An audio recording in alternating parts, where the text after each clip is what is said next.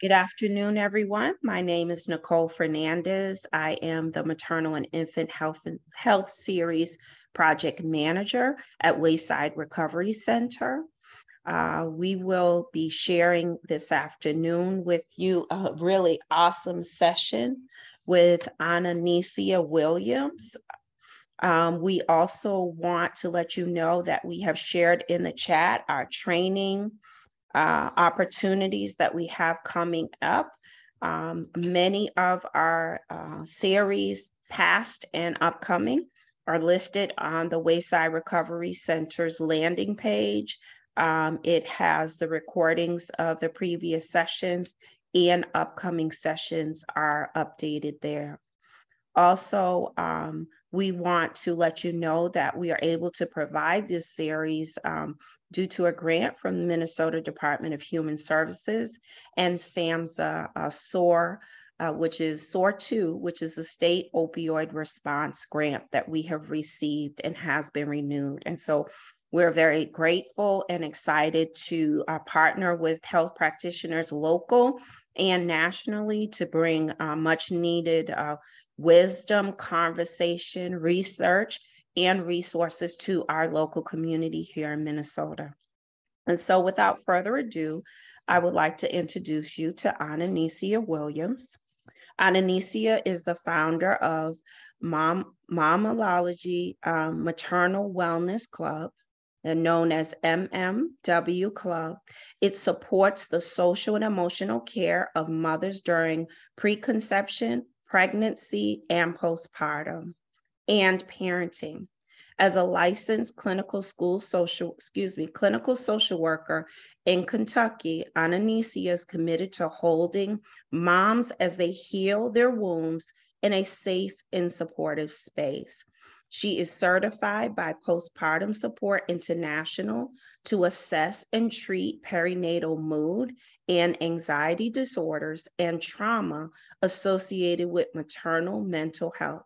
Ananicia is currently in the leadership and administration track at Spalding University.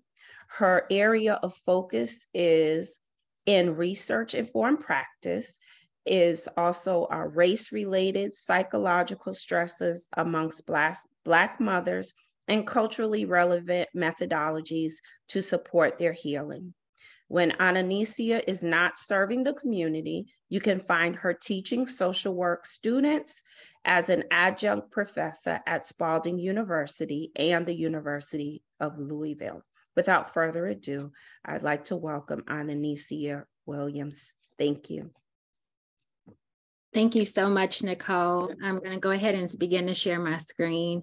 I also want to encourage individuals, so you don't lose your thoughts, as I am talking about different points of throughout this session. Feel free to just drop your questions in the chat box, and so we can circle back to it at the end of the presentation. Okay. I think I have to, Nicole, if someone can give me access again to share my screen as a co-host. Thank you.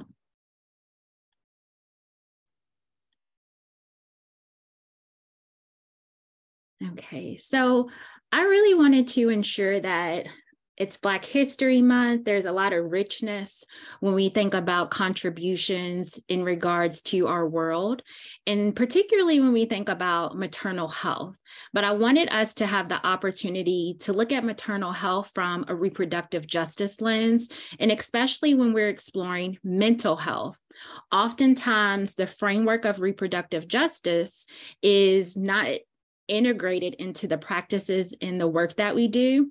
And so my hope is by the end of this session, you begin to think about how you show up in care and practice and utilizing the RJ lens. So the hope for today, a couple of objectives that we have is really analyzing those barriers that do not support individual and group human rights. We also want to talk about what does this intersection between mental health and reproductive justice look like, and then give you all the opportunity to identify reproductive justice practices that support healing and systematic care within maternal mental health. So if you think about whatever field that you are coming from, all of us probably on this call are a part of some part of system. And so really thinking about how we integrate reproductive justice based off of the system that we're connected to. So whether that is mental health, whether that is someone that may be showing up as a peer support, a nursing background, public health, we really want to ensure that you all understand RJ can be integrated in all systems of care when we think about maternal health.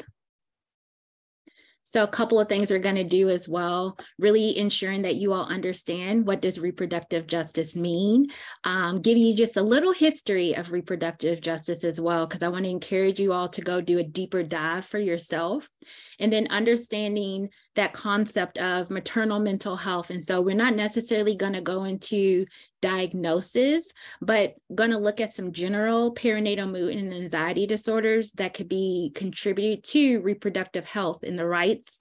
And then looking at that intersection perspective, and then hopefully take away some tools as well. And you can integrate this into practice. So when we think about reproductive justice, it's important that we see this from the whole person. So that physical, mental, spiritual, political, social, and economic well-being. And so when you have an individual show up into your care, whether that's mental health services, we want to ensure that you're also assessing what does it look as far as their physical well-being. Are there symptoms, somatic symptoms that may be coming up for them that are impacting them and relating to mental health? Also, when we think about oftentimes in mental health, we get that biopsychosocial. So what does that spiritual aspect look like for individuals? And now, if you think about the current client that we're in, policy is playing a huge role in reproductive rights. And when we add that other layer of social justice, that's important too. So really thinking about this interconnection of what are people a part of in regards to their social groups. We have a lot of people that are rallying or advocating in regards to reproductive health rights as well. And then economic well-being plays a huge part. And so many of us, we have been impacted by the pandemic. And as you see, there's a lot of things happening as far as economic. We see in inflation. Reproductive justice wants to ensure that you look at all components when you're looking at that individual and how that is impacting them in their mental well-being. So this is going to allow us to ensure the protection of the overall person when we think about their human rights. Something that's really key, and I mentioned it's being Black History Month, and so reproductive justice is actually a framework that began and was created in 1994 by a group of Black women in response to universal health care in Chicago.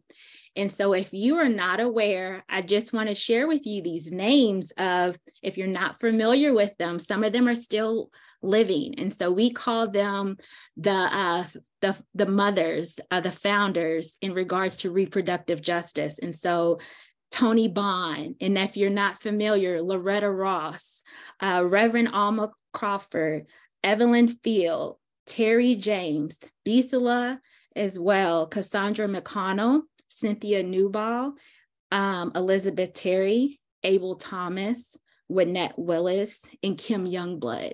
And so I'm uplifting those names to think about the contribution that these individuals have made to reproductive justice and maternal health care.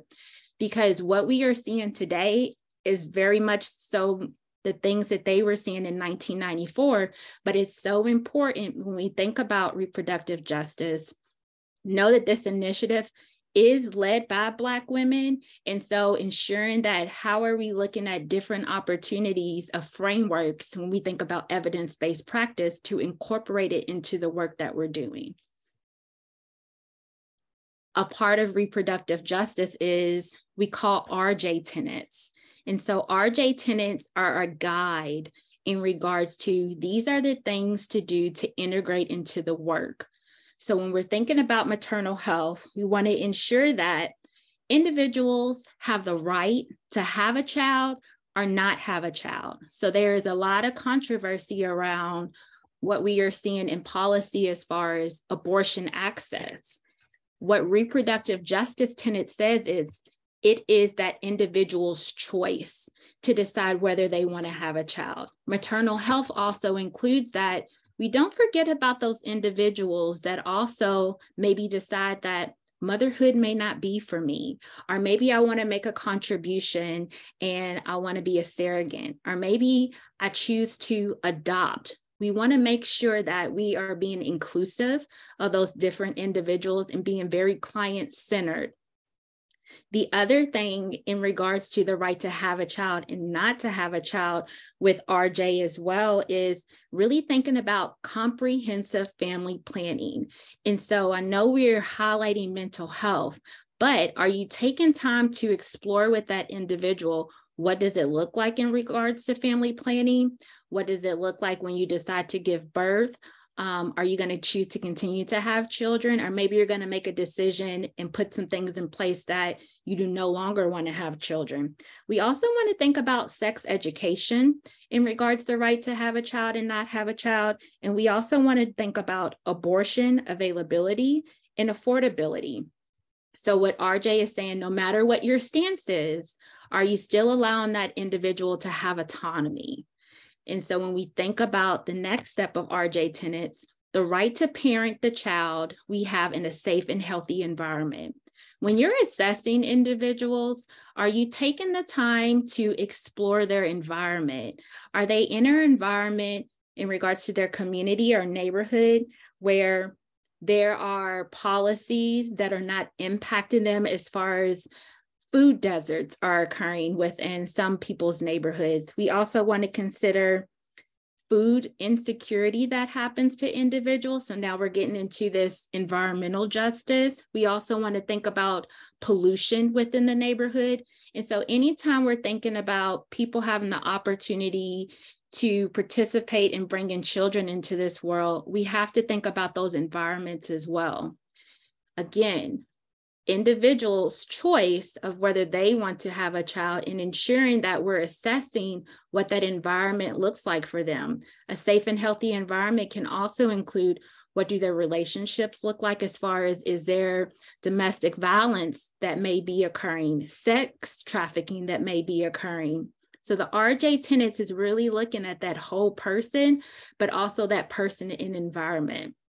And then we have bodily autonomy, which we want to ensure that we're looking at RJ from a human rights perspective. And so allowing that person to have control of what happens to them and what does not happen to them, especially when it comes to their body. And so individuals being free from sexual assault, individuals being free from harassment, violence, and then having full equality as well for the fair treatment of individuals who are also a part of the LGBTQ community.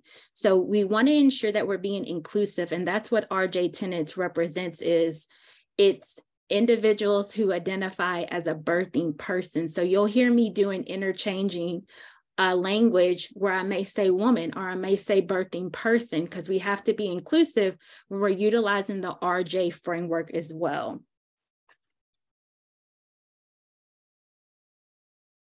Then when we think about maternal mental health, we have to consider what does that look like? What are some of these signs and symptoms that may happen and occur within that individual? And so maternal mental health, it's a range of disorders, but it's not limited to, you may see depression, you may see anxiety, you may see psychosis. Oftentimes these can occur during pregnancy and are the postpartum period. It's also important that we are assessing. So if you all are familiar with the Edinburgh postnatal depression scale, oftentimes you'll see in healthcare settings, they will pull out the screener after delivery and they're assessing mom on how do you feel within these 2 weeks? Have you had thoughts in regards to feeling worthless? Or how has your eating habits been? Or your sleeping habits been? I encourage us to be assessing during pregnancy because we want to ensure that we're looking for some of those indicators that can communicate to us some things that may be coming up with mom. Because if we have to think about once post-birth, a lot of things are happening as far as it's almost like everything collapsed in regards to what's happening in the body, the woman giving birth. And so if we can be on the front end capturing some of those things, it allows us the opportunity and time to really do a great job of treatment planning as well for that individual. Depression, anxiety, psychosis can also happen in the pregnancy period. And oftentimes when we're screening, it's too late. Oftentimes as the provider, it gives you the opportunity to also build up that rapport and be screening ongoing, because this is self-reported. And if you think about with systems of care, some individuals can have fear of being honest of what they're truly grappling with, because of, I could be afraid if I tell you the truth that I'm struggling with my pregnancy, does it jeopardize me being able to be a parent? And so if we do our job as a provider to say, this is a standard of care, this is how we incorporate best practice in assessing where you are on your mental well-being, this allows us to hold you, but also to hold baby as well. So looking at it from this biopsychosocial perspective too, allowing us to have the time, because time is very important as well when we are assessing in regards to mental health, slowing down and really looking at that biology of that individual. Gender plays a huge part when we're thinking about reproductive justice. Not everyone identifies as heterosexual, not everyone identifies as the typical female and male. So are we ensuring that we are asking that individual, how do you identify yourself?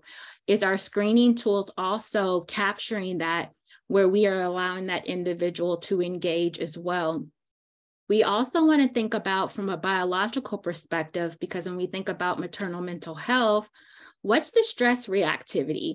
That is something that is very key, where we have seen an increase in anxiety and depression due to the pandemic, due to what is happening in society. So how are we allowing ourselves to capture that whole individual from the biology perspective as well? Want to highlight a couple of more is that psychology opportunity for us to assess too. And so thinking about behaviors, one thing to consider oftentimes when we're assessing with mental health, what does it mean when someone does this? So behavior has meaning. Oftentimes as providers, we may interpret it that they're disengaging with care, they're being non-compliant, but are we taking the time to explore what that barrier may be, or what may be causing them to disengage or not follow the recommendations? So if you take anything away from that psych part, think about behavior has meaning as well. Also consider what is happening to them and around them that is impacting them as well. Social context is also a really great part when we think about maternal mental health too, really assessing those social supports right now. So if you think about post-pandemic, what did that look like when people were in isolation and now they're having to re-engage? Some individuals may be struggling integrating themselves back into community. What does that look like as far as them reaching in for services? Is it still accessible for them to have social supports on a virtual level? Or have you made your services where they're just in person? So really assessing ourselves too as providers to ensure that we're meeting that individual where they are. We also want to consider family backgrounds. And so when we think about mental health in general, assessing, is there a trend of mental health diagnosis within the family? Something that's important to note when we think about maternal mental health, whether it's the first pregnancy or maybe it's the second or more, did we assess to see if that individual has a history of mental health? Typically what we're seeing is that individuals go undiagnosed with perinatal mood and anxiety disorders. And when that happens and say they have another child, it exacerbates. And so those symptoms you see may be more severe. And oftentimes individuals are not being caught in that screening process. And now we're seeing symptoms that are really hard and struggling for individuals to connect and bond with baby. So when we break down a few of the perinatal mood and anxiety disorders, depression is very high up on the list. So really considering what that may look like for an individual. It may be some irritability, them feeling very overstimulated or feeling very short when they're engaging with individuals. It may be them impacted by sleep disturbance, whether that's lack of sleep or they may be oversleeping. Appetite is also another indicator as well when we're thinking about depression. But I also want us to consider that some individuals can be high functioning and also struggling with depression, and we not necessarily know it. So that's why it's so important that we are assessing throughout pregnancy, but also that postpartum period that goes up into 1 year of baby's age. Oftentimes when you're seeing depression in individuals too, anxiety complements it and shows up as well. So that weariness, that irritability, those racing thoughts. You also may see somatic symptoms. So if you ever have someone complaining about headaches, or they may be having pain in their body or tension in their body, sometimes that can be indicators for us that individuals may be storing some of those thoughts that they're having and not having an opportunity to get that out of their body. And so it's so important that when we're assessing in this stage of that pregnancy and postpartum, we're looking at the whole person like on that previous slide. Another thing to consider that shows up a lot as well is post-traumatic stress disorder. So think about if someone had a hard delivery, how did that impact them? The other thing you want to consider as well, the current climate that we're in with PTSD can occur too. If I am stripped away from my right to decide if I want to have a child or not have a child, and I have to figure out how I navigate that space, or if I have to reach into additional resources, or if I have to travel, or if I have to figure out the means, or I have to figure out if I'm at jeopardy of losing my rights as far as freedom in that choice, that can also be a negative event or experience for individuals. And so what we're seeing today with maternal health, because of the climate of what's happening in policy and what's happening as well as far as the attack on individuals having bodily autonomy, a lot of people are very anxious about, how do I figure things out? What's next? And so some individuals that I've even been working with, they have begun to take the initiative to say, you know what, I'm so fearful of what may happen and come down the pipeline with policy that I am going ahead and make the voice and choice to say, I'm going to take it into my hands, and maybe I'm going to go ahead and have my tubes tied or have a hysterectomy. And so we're not thinking about things from a reproductive justice lens when we have people going into fright mode and having to make decisions that they necessarily wouldn't make when it comes to their body.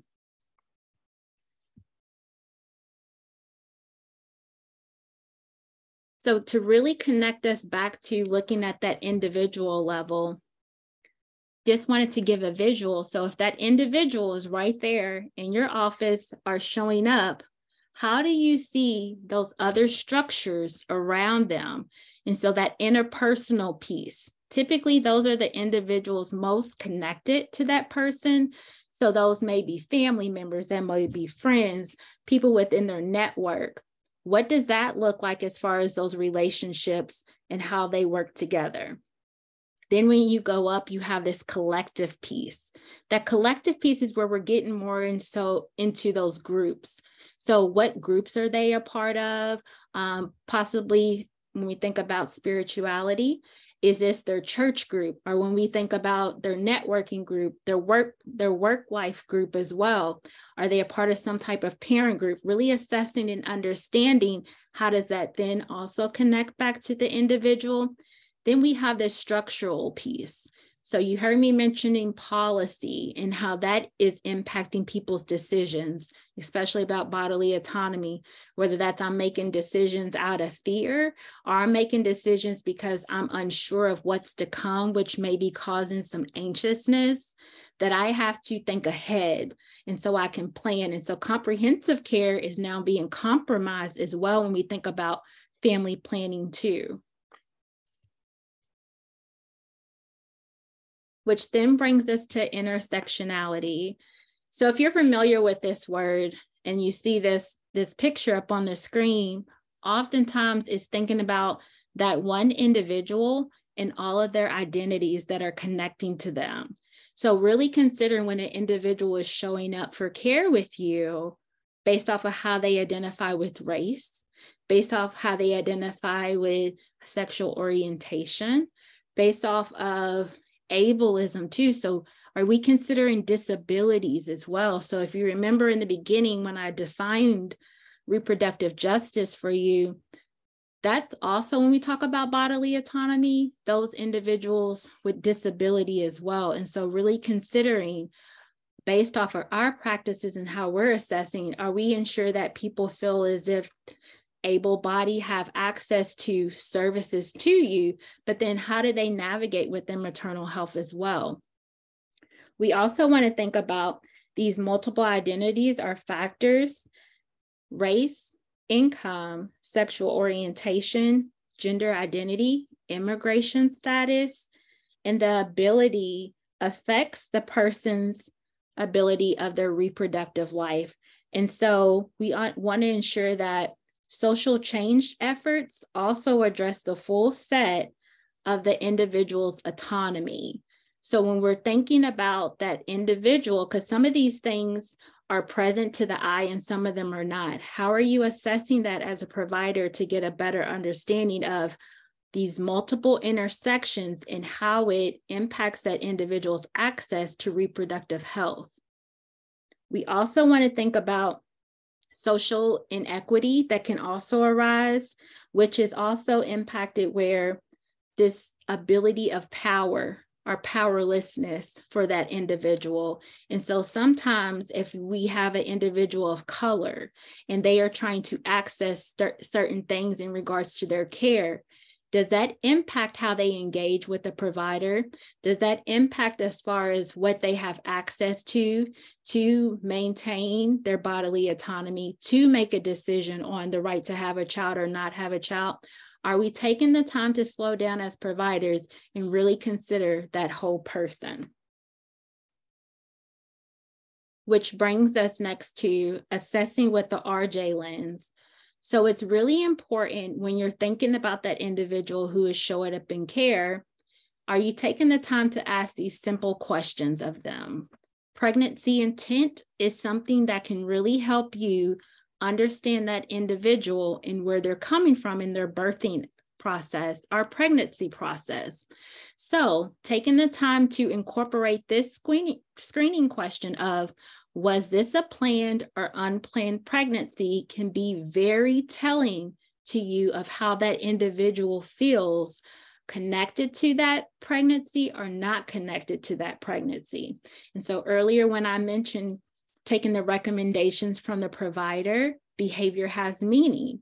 Are we thinking about when we're recommending to that birthing person that we would like for you to maybe begin to increase your walking to help with your healthiness? Are we wanting you to change your diet?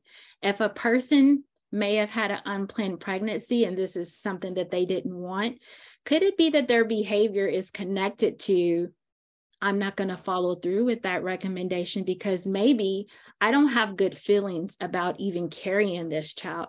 And so it's so important as a provider, we're meeting that individual where they are and taking the time to allow them to share openly really about what does this pregnancy look like for them or this birthing process look like for them. So we have an understanding of how to show up for them and offer them the resources that they need. Another thing to think about when we're assessing from an RJ lens, Oftentimes, remember, we talked about the right to have a child or not have a child. Some individuals have strong feelings because it wasn't a choice where they experienced pregnancy loss. So asking the question, what number pregnancy is this for you, is very important in telling to you. It's going to allow you to learn more about that individual of they may have had a pregnancy loss or multiple pregnancy loss. They may have also had experience with an abortion. They may have also had experience where they had to have a D&C. And so the more information that we gather, we're able to really understand reproductive justice is really at the core of maternal health and how we understand and care for those individuals seeking care. Another thing to consider is the womb is a safe and healthy or dangerous and toxic. So the RJ tenet where it says to raise children in a safe and healthy environment, oftentimes we forget about baby in utero is also in their first environment. So the first environment is in that person's belly. And so if we're thinking about that individual who is carrying that baby, if they are being exposed to traumatic events or having experienced that increasing toxic stress in utero, or maybe that they are struggling with food insecurity or environmental issues as far as pollution, or maybe they don't have access to the proper housing, how does that impact them in the way that they care for themselves, in the way that they care for baby that they're carrying?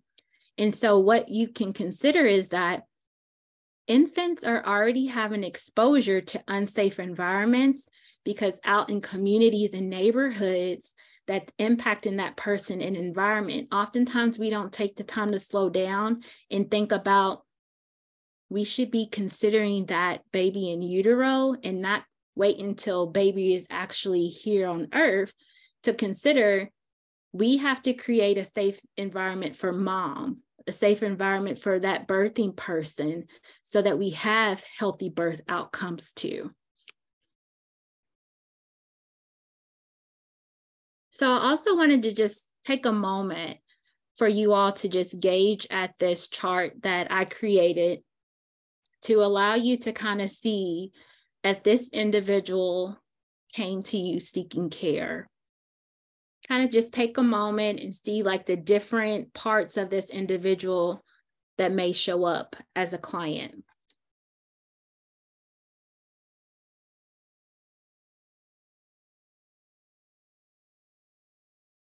I'll share a little bit more background information. So consider that the individual that shows up to seek services with you, they are a 28-year-old Black woman who is currently 16 weeks pregnant with limited support.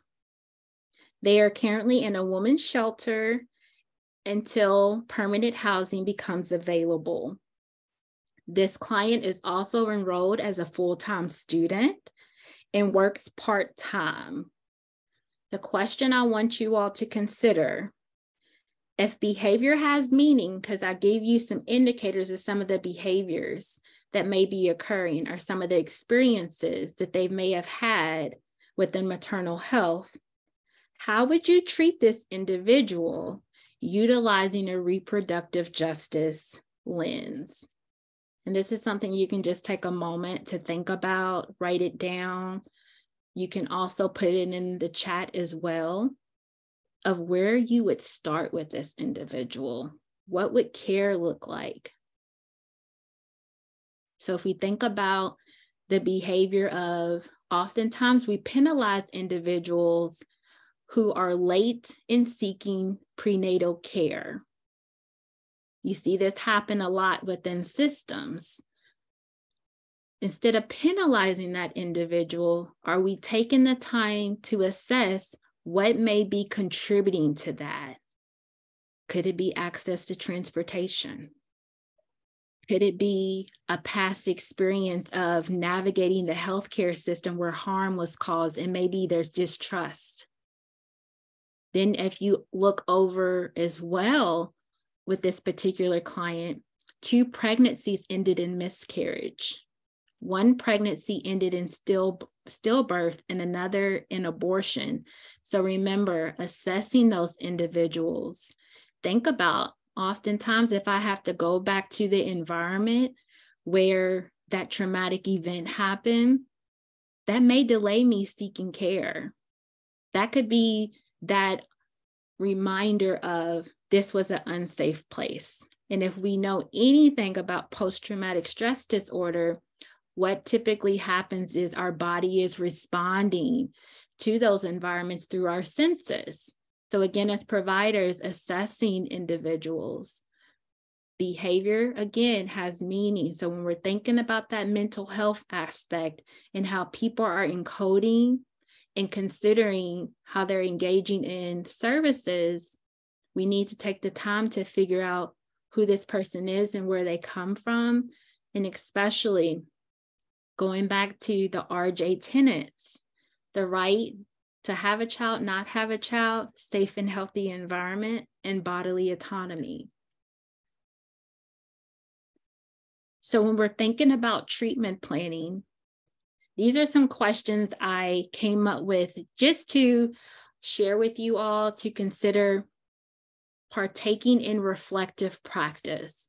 So reflective practice, it's not about that individual client that we're working with. It's about us as the provider, taking time to really think about those individuals that we're serving, taking time to review cases, taking time to take care of ourselves as well. So with engagement, how can I create emotional, physical, psychological safety for that interpersonal interaction? When we are doing this work within maternal health, think about the space where people come and access care. How do we make it to where it feels safe for them to share with us? How do we make it to where they feel as if they can tell us what they really need so they can access the services and resources? When we think about assessment, how are you allowing yourself as a provider to promote self-advocacy skills within that individual as well? So going back to that RJ tenets of bodily autonomy, are we encouraging that individual to also have power with us to share how they see treatment and how they see the best care for them as well? When we get into that planning and implementation stage, are we thinking about how we're collaborating with that individual, building that therapeutic alliance? So we're not considered the expert. That individual is the expert of what is the best care for them as well. Allowing ourselves to also evaluate. So how do I know if services were effective? Do we take the time to check in with individuals along the way of how they're doing? Does this feel right? Is this okay for me to touch you here or assist you here? Are we taking time to figure out on an individual level what works and what does not work? And then when we think about ending services or termination as well, oftentimes we don't take there's a typo right there. Oftentimes we don't take the time to think about what that looks like in regards to continuation of care. And so oftentimes with perinatal mood and anxiety disorders, I shared with you earlier, if they go untreated, they can exacerbate. And so when that person is in your care, and if you're assessing, how are you doing a smooth handoff as well, rather than just leaving that person without care? Or what is the next level of care that they should be offered to? So when we think about taking maternal mental health and then putting it into practice, we think about those RJ tenets, but these 3 areas of focus is very important as well. Maternal equity, human rights at the core, and then implementing intersectionality. So oftentimes within this work, we'll hear the word equity, and sometimes that can get confused with equality. Equity talks about that individual. So what we give to one person may not look the same for the other, based off of where they are. So if you think about a slice of pie, for one individual, like the client case scenario that is coming in with so many things, they may get 4 slices of that pie to ensure that they can achieve access to the care that they need. So remember those different intersections that I shared with you. That individual was experiencing homelessness. That individual was a woman. That individual identified as Black. As we know, they're coming from a marginalized group. Equity is going to look different for them than their white counterpart, or maybe another counterpart that is of another race. Assessing individuals on those intersections is important within maternal health to ensure that equity is happening and we have more positive birthing outcomes too, and that postpartum care. Human rights at the core, that's going back to the RJ tenets as well. So are we allowing autonomy, the right of choice, safe and healthy environments to raise our children in? And then again, implementing intersectionality. And so as direct care professionals, we can commit to doing this by how are we educating and working with decision makers? So what does that look like within policy? We can also think about how are we building relationships and power with diverse partners. So whether you are working in mental health, whether you're working in public health, whether you're working in healthcare, the justice system, how are we also integrating our care, forming alliances, task force as well? So we're communicating and treating that whole person, especially when they're involved in multiple systems. And then we also want to think about organizing community events. So you showing up today, a part of this community event. So when Nicole asked you to put in the chat who you are, what you do, where you're from, that's an opportunity for us to connect. That's an opportunity for us to share resources, an opportunity for us to share knowledge. How are we taking the time to utilize this space to keep moving forward in addressing these negative outcomes when we think about maternal health as well? Okay, so I want to open it up to you all to just engage a little bit, share your thoughts, some comments or questions that you all had. Okay, we have a group of about 30. And so I'm going to go through, because this, first of all, I want to say thank you, Adonicia Williams, for a wonderful presentation. You touched on so many critical points for me, and I love when I hear something differently that I might have heard before or that I thought I understood, right? And that's reflective practice. And so really taking the time of the complexity of our intersectionality and how we arrive at appointments, how we arrive in community to services. And so I personally thought about, you know, when that patient is late 15 minutes, like you shouldn't even have that to some degree in a maternal clinic or certain clinics, right? There should be a different kind of grace, or at least have staff being willing to assist you. But then I took it a step further, not just late in seeking care, late for an appointment, but like you said, what is that warm handoff? Okay, doctor, you work with a nurse practitioner, or you have a nursing aide, or there's a staff advocate, right? How do you help them connect with a social worker even? You may not have that time in that 15 minutes or however that visit is, but who in your office, do you know what the community resources are for moms? Do you know about the food banks and shelters?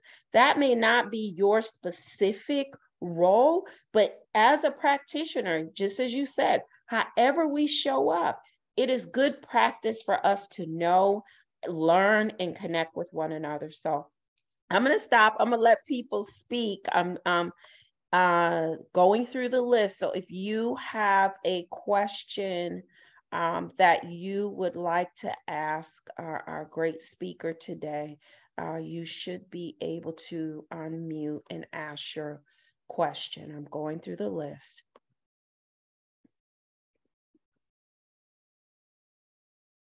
And I just want to say, of course, this was a quick overview, and I just encourage you all to just, if there was something that stuck out to you, go dive deeper.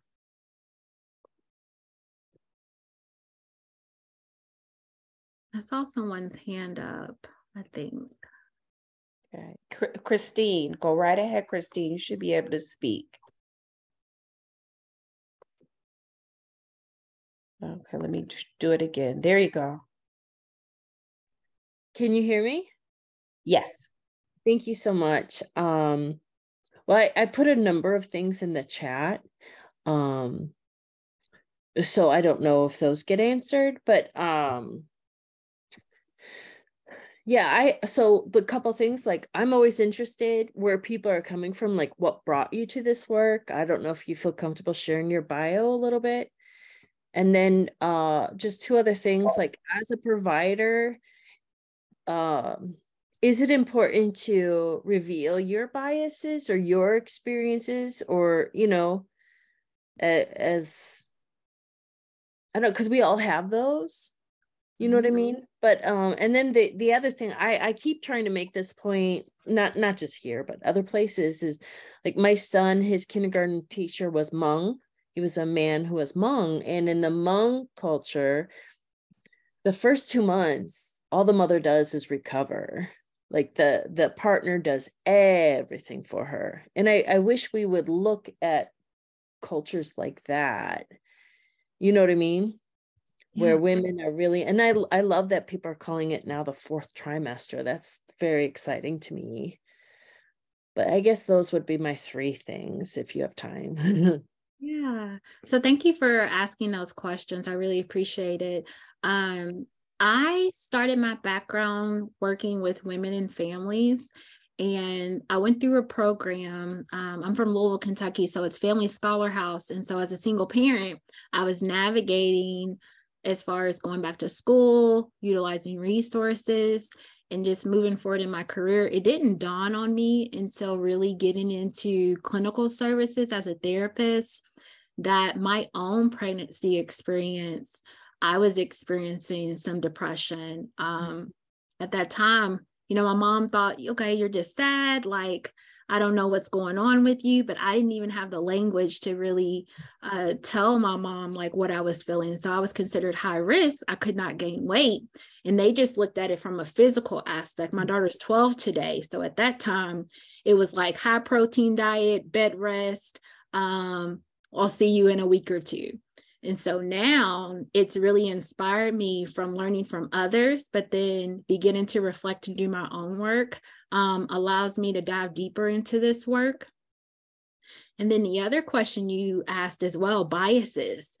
And so I would encourage you reflective practice. I wouldn't necessarily share that with the individual that you're working with, but do you have colleagues that you feel safe with that you can really explore what some of those biases are that are coming up for you? But I think it is important to notice if there's differences with that client that you're working with, and if it's impacting that therapeutic alliance or just that alliance in serving that individual.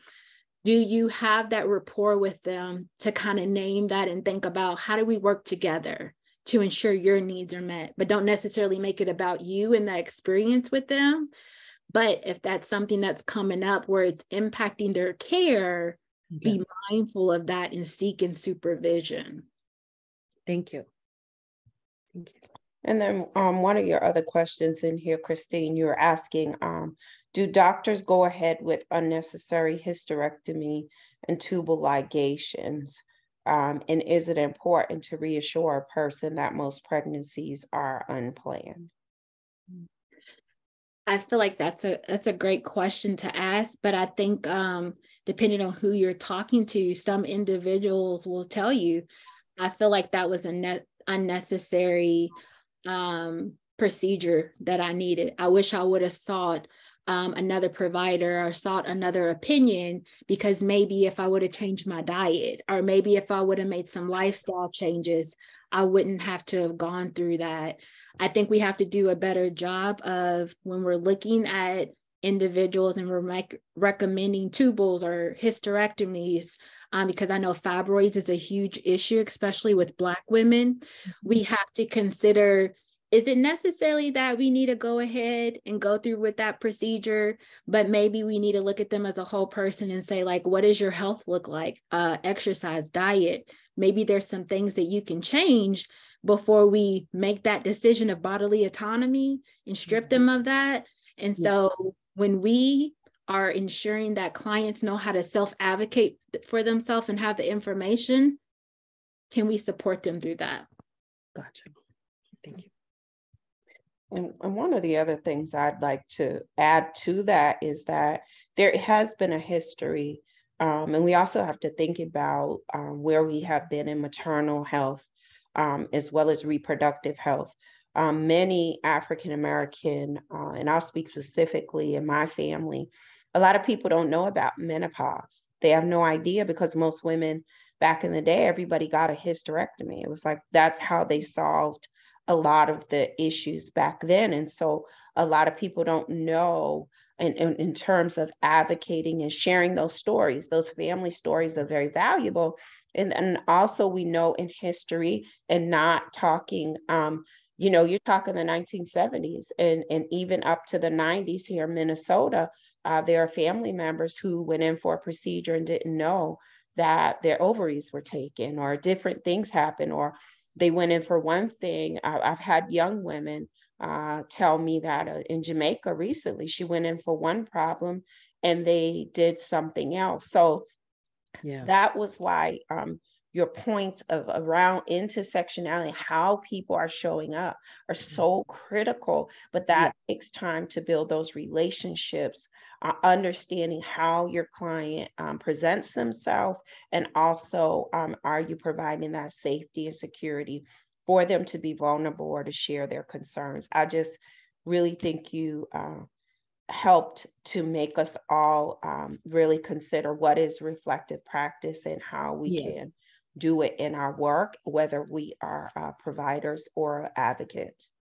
And I'm so sorry, you all, I forgot to bring up incarcerated individuals too, because there is a lot of issues that they face when it comes to reproductive health. And so I encourage you, if you have not seen Belly of the Beast, it's a documentary. It goes into California, what was happening with sterilization. And so those women are still seeking reparations for them basically being stripped of their ability to have a child.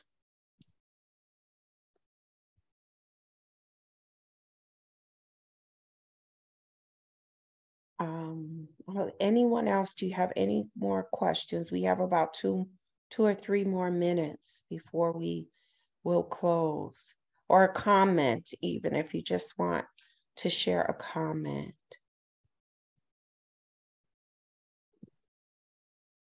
Okay. Well, Christine, I see your hand. You can unmute if you have something else you wanted to share or ask. Oh, can you hear me? Yes. I think I just didn't lower my hand. Okay. This is so wonderful. My head is like reeling in a wonderful way. So thank you so much. Okay, awesome. And one thing I neglected to state when I was reading Ananisia's bio is that she is a current doctoral student. And so right now studying in leadership and administration at Spalding. And so we just want to send her positive energy and a spirit of gratefulness for her time with us today. And so thank you everyone for attending. And as she charged us with, right, this is a new connection for us.